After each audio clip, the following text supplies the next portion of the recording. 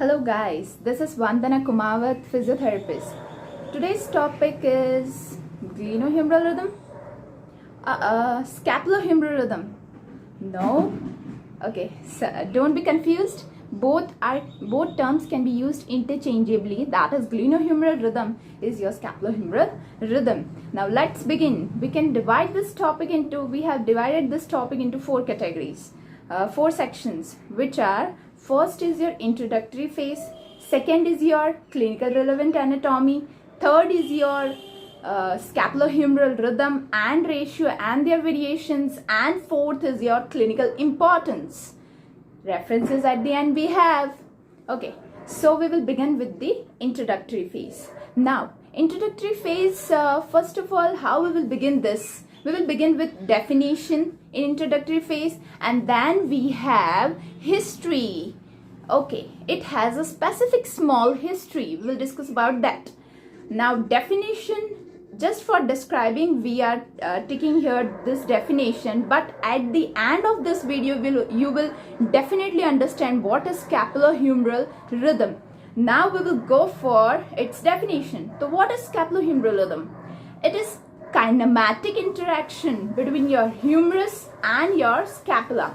Okay, what is kinematics? So kinematic is the term which explains like acceleration, velocity, position of some joint. So it has relations like this. So it is kinematic interaction between humerus and scapula. Now this scapulohumeral rhythm, this interaction is very much important for normal functioning of your shoulder joint. Okay, now we will go for a little bit of its history. Let's see. Inman and his colleagues in 1944, they made a study on kinematics of shoulder joint. Their more focus was on abduction movement in frontal plane. Okay, this is frontal plane and this is your abduction. So their main focus, they more focused on this. Now, what did they do? They do two-dimensional radiographs they took. How did they took? They inserted pins in the bones of shoulder joint. That's somewhat painful. Okay. After that, they came to a conclusion that there is some scapulohumeral rhythm which has its ratio 2:1. Now, what is this ratio? Let us see further. Okay, now we come to our second subtopic, we can say subdivision. That is your what? Clinical relevant anatomy. Now, clinical relevant anatomy, your shoulder complex. Okay, sounds something big. Shoulder complex, it has four articulations. Which are those four articulations? It is your sternoclavicular joint, your acromioclavicular joint, your glenohumeral joint, your scapulothoracic joint. These four articulations constitute your shoulder complex. Now, shoulder complex, there is interplay between these four joints that will produce shoulder movement. Okay, so we will also study now the shoulder abduction. So for that also, interplay of these four joints is important. Yep. Now we should know axis and plane if we are discussing about shoulder abduction. What is its plane? It's frontal plane. And if it is frontal plane, what will be its axis? It will be sagittal axis or else anteroposterior axis. If you need any if you're interested in any relevant topics video, please do comment in the comment section and do subscribe my channel for more interesting upcoming academic videos. Okay, now this we discuss about abduction. Now what other things takes place during abduction? During abduction, there is glenohumeral abduction. There is upward rotation of your scapula. See, this is your humerus moving and your scapula backside that has its upward rotation. With that, there will be posterior tilt also. Okay, posterior tilt of scapula also, that will be 20 to 30 degree. Now, why it is important? When scapula is moving, this is upward rotating. There is posterior tilt, and what happens? The inferior border of scapula that comes in close contact with your thorax. So the movement becomes somewhat easy and stable. Now, which other movement also takes place? there is external rotation of scapula also with upward rotation. Okay, so 3 movements takes place on your scapulothoracic joint. Which are those? Upward rotation, posterior tilt, external rotation. Okay, now your glenohumeral joint, discussing about your glenohumeral joint, your during abduction, what happens? Up to 90 degree it's okay.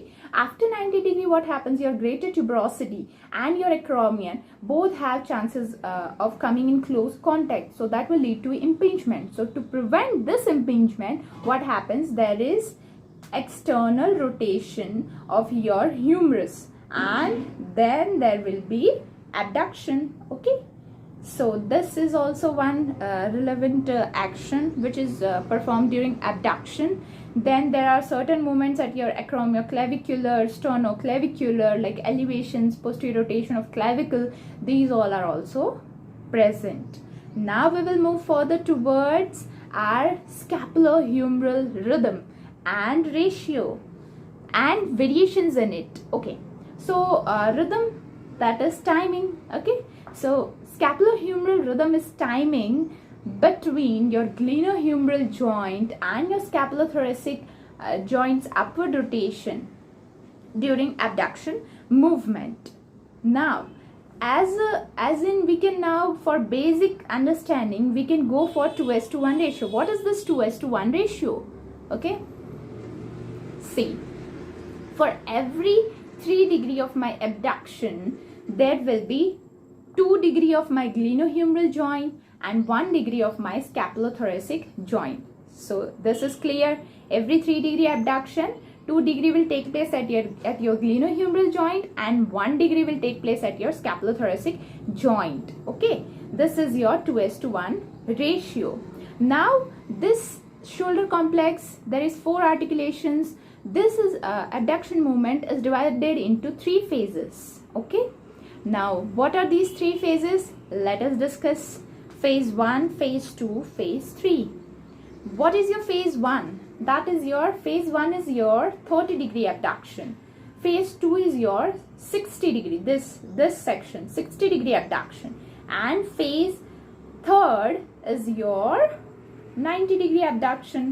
Okay, so it is divided into 3 sections: 30 degree abduction, 60 degree abduction, and your 90 degree abduction.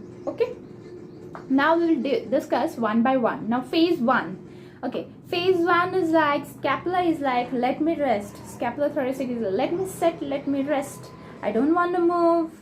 Now glenohumeral is like, oh, you sit, I'm gonna start it. So what happens in phase 1? Scapula, there is very minimal, or we can say inconsistent movement on your scapulothoracic joint. Mainly the 30 degree takes place on your glenohumeral joint. Okay, now what happens to clavicle?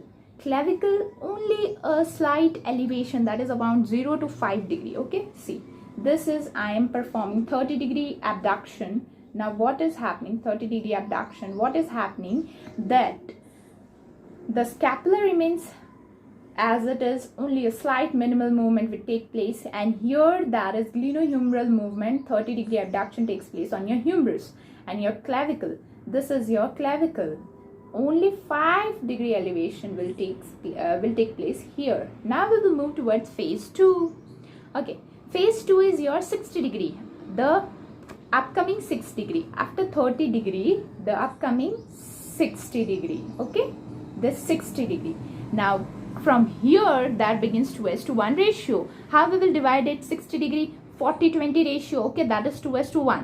Now where will the 40 degree take place? It will be at your glenohumeral joint. And where will be your 20 degree taking place? It will be at your scapulothoracic joint. What happens during this? There is elevation of clavicle, that is 0 to 15 degree. Okay, 0 to 15 degree elevation, and there will be upward rotation of scapula, that is 20 degree we discussed. Okay, now moving towards your 3rd phase, that is about this. Now what happens? We have discussed here what will happen. Your external rotation will take place, and then you will move towards upward. Okay, this is we are discussing about this phase. This is 3rd phase, that is your 90 degree. Now your humerus is moved outward. Okay, that is your external rotation of your humerus. Now external rotation here takes place, so the clavicle rotates posteriorly. External rotation, clavicle rotates posteriorly. There will be posterior rotation of clavicle, and there will be elevation around 0 to 15 degree.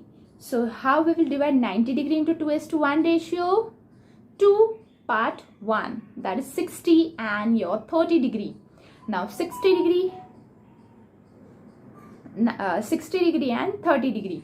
60 degree will take place at your glenohumeral joint and 30 degree will take place at your scapulothoracic joint. Okay, and we have discussed about clavicle also. Now adding all this, we get like 180 degree of your abduction. There will be 60 degree done by your scapulothoracic joint, that is upward rotation, and 120 will be at your glenohumeral joint, that will be your glenohumeral abduction. Now this 60 degree of scapulothoracic joint is possible because of sternoclavicular joint and acromioclavicular joint. Now we will discuss about what we can say glenohumeral rhythm. What does it preserves? How is it helpful? It is helpful in two things. Which are those two things? One is it maintains your length tension relationship. Okay, and the second is it prevents from impingement. This is clear. Now we will move towards the ratio. We will move towards the variations. Okay, variations in ratio. Oh, it is 1.25:1. No, it's 1.9:1, 2.9:1. No, it's 2.69:1. Oh, don't be confused, because after that many research have been done, and due to those researches there have been variations in 2:1 ratio, which is almost nearby to 2:1 given by Inman and his colleagues. Now why this variation is taking place? It can be due to the measurement techniques they are using, due to the speed at which the abduction is performed, the external factors, the constraints, and many more. So according to Norkin and Newman, there are variations like 1.25:1 to 2.69:1 or 2.9:1. So that is again due to the upcoming researches. Now we will move further towards the clinical importance. Oh, being a physiotherapist, clinical importance is of utmost it is utmost important for us. Okay, so let's see what do we have in it. Now why is scapulohumeral rhythm important for normal optimal functioning of shoulder joint? While assessing your shoulder joint, we usually go for this primary test, scapulohumeral rhythm. Is it proper or not? Okay, now if there is unstable shoulder, then your scapulohumeral rhythm will be affected. If your scapula is not in position, like scapular dyskinesia or something, then also your glenohumeral joint will be affected.